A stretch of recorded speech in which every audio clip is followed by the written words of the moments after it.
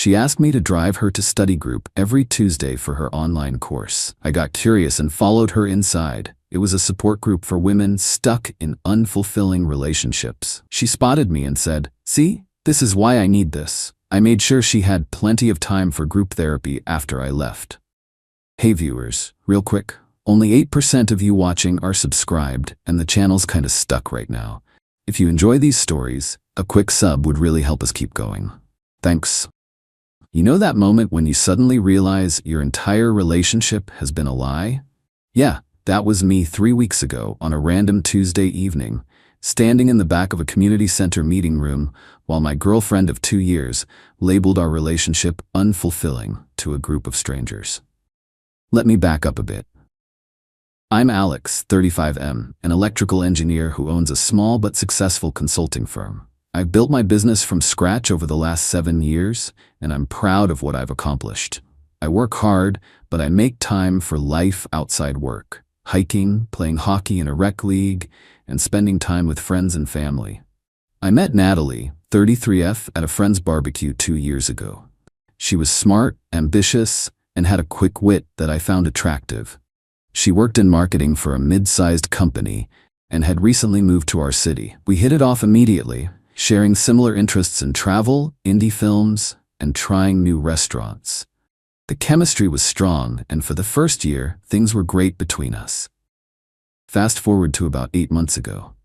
Our relationship had been solid for most of the first year, but I'd noticed subtle changes. Natalie seemed less enthusiastic about our time together, was on her phone more, and occasionally made comments about friends in exciting relationships that made me wonder if she was comparing us unfavorably. Around this time, Natalie mentioned she'd enrolled in an online course to boost her marketing credentials. She explained that the course had an in-person study group that met every Tuesday evening at a community center across town. "My car's transmission is acting up again," she said with a sigh. "Would you mind driving me until I can get it fixed? It should only be a couple of weeks." "No problem," I replied, happy to help. Those couple of weeks turned into months. Every time I asked about her car, there was a new issue. Parts on back order, additional problems discovered, mechanic delays. Eventually, I stopped asking, and driving her on Tuesdays just became part of our routine. I never questioned it. Why would I? We had a good relationship. We split costs evenly. That was important to me from the start. We each paid our own way, and larger expenses were divided fairly. We didn't live together yet, but had been discussing it. Things seemed solid. Then, 3 weeks ago, something strange happened. Natalie texted me 30 minutes before I was supposed to pick her up. "Study group canceled tonight. Don't worry about picking me up." 10 minutes later, my buddy Mark called. He'd had a pipe burst in his bathroom and needed help. Since I was suddenly free, I headed over to his place. We managed to stop the water and were discussing repair options when I got another text from Natalie. "Actually, group is on. Can you pick me up at the usual time?" I told Mark I had to go, and he thanked me for the help. When I got to the community center, I was early, about 20 minutes before her study group normally ended. Rather than wait in the car, I decided to go inside. Maybe I could catch the end of the session, see what this course was all about. The community center directory listed room assignments. I scanned for anything related to marketing, online courses, or study groups. Nothing. I frowned, checked my phone to make sure I had the right day and time. Definitely Tuesday, definitely 7 to 9 p.m. Then I noticed a listing for room 104, Women's Support Circle, 7 to 9 p.m. It was the only event that matched the time frame. Curious, I walked down the hall to room 104. The door was propped open slightly, and I could hear a woman speaking. And that's why I feel stuck. He's not a bad guy, but I'm not happy. I feel like I'm settling. I recognized that voice immediately. Natalie. I pushed the door open wider and stepped inside. About 15 women sat in a circle of chairs. A sign on the wall read, "Support Group for Women in Unfulfilling Relationships." Natalie was in the middle of speaking, gesturing with her hands the way she does when she's making a point. He's stable and reliable, but there's no excitement, no passion. Sometimes I wonder if... She spotted me and froze mid-sentence. The room went quiet as everyone turned to look at me. "Alex, what are you doing here?" She sounded more angry than embarrassed.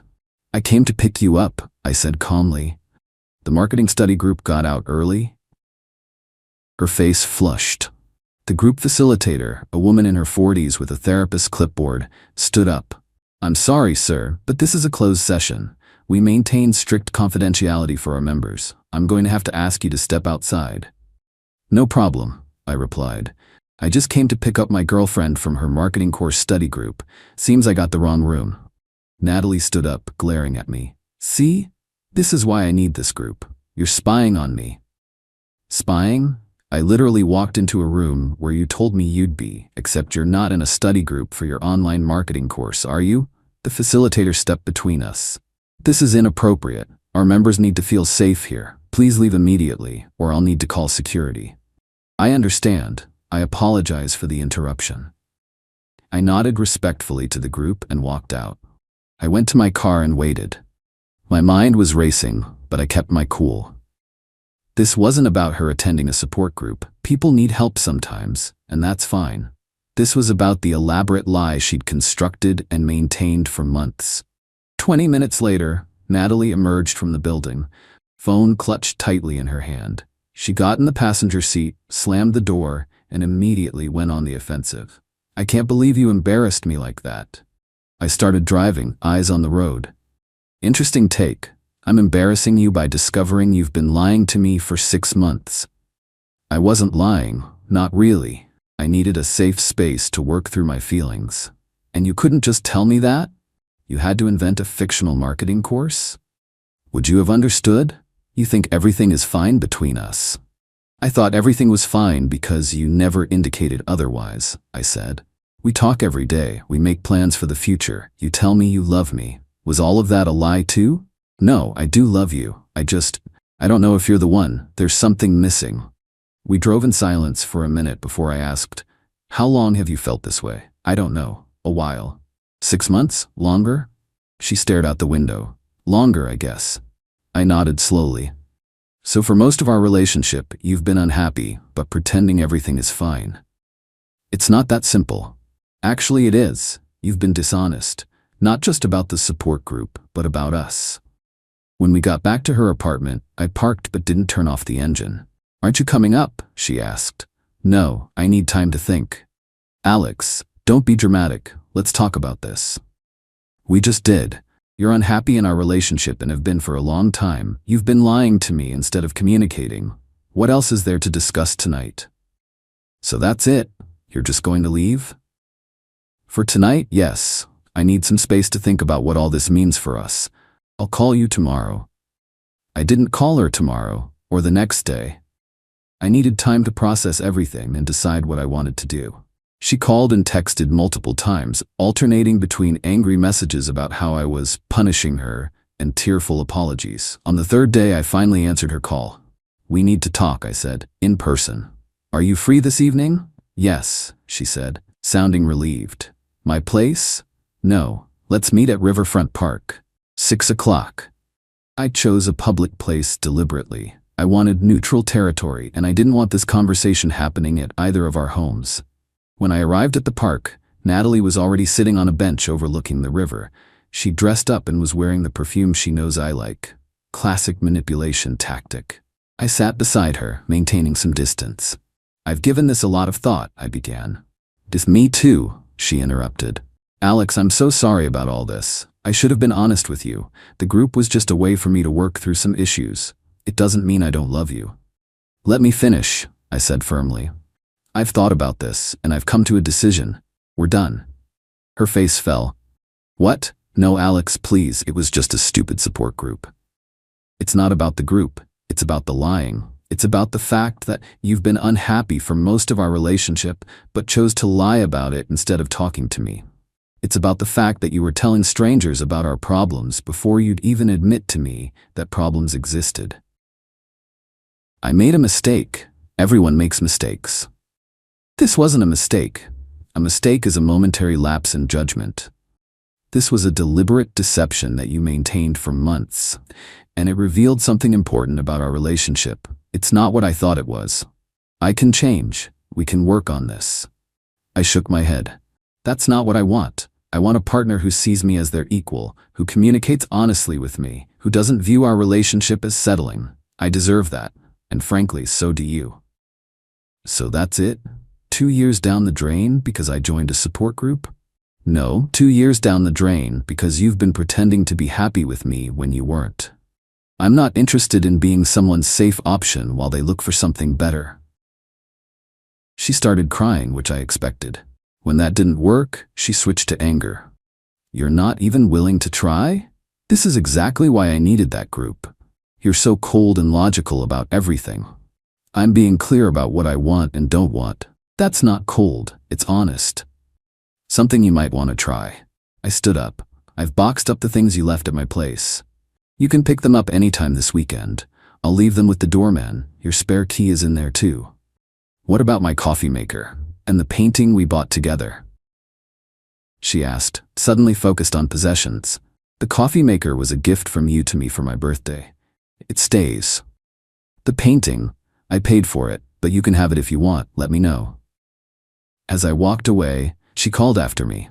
You'll regret this, you won't find someone like me again. I turned back briefly. That's the plan. The next day, I changed the locks on my condo. Not because I thought she'd do anything malicious, but because it was time for a fresh start.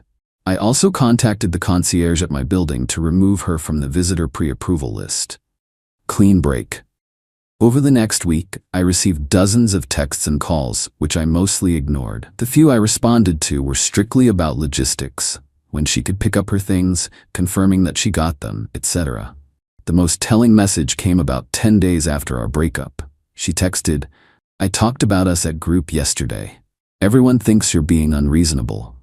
I replied, perfect. Now you'll have plenty to discuss at your sessions. Enjoy the support. Then I blocked her number. 2 weeks after the breakup, I ran into Megan at the coffee shop near my office. Megan wasn't exactly Natalie's friend.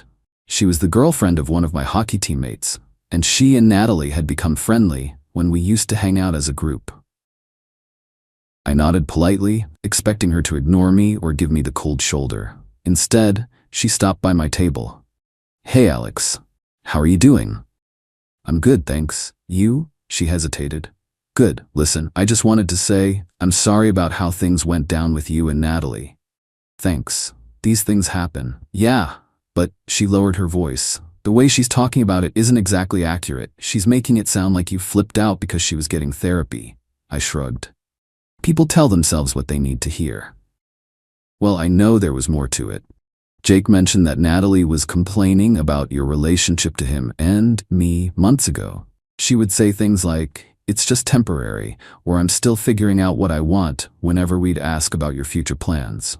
I always felt uncomfortable hearing it, but I didn't feel it was my place to say anything. That stung, but it also confirmed I'd made the right decision. I appreciate you telling me, Megan, but honestly, it doesn't matter anymore. We're both better off moving forward. She nodded.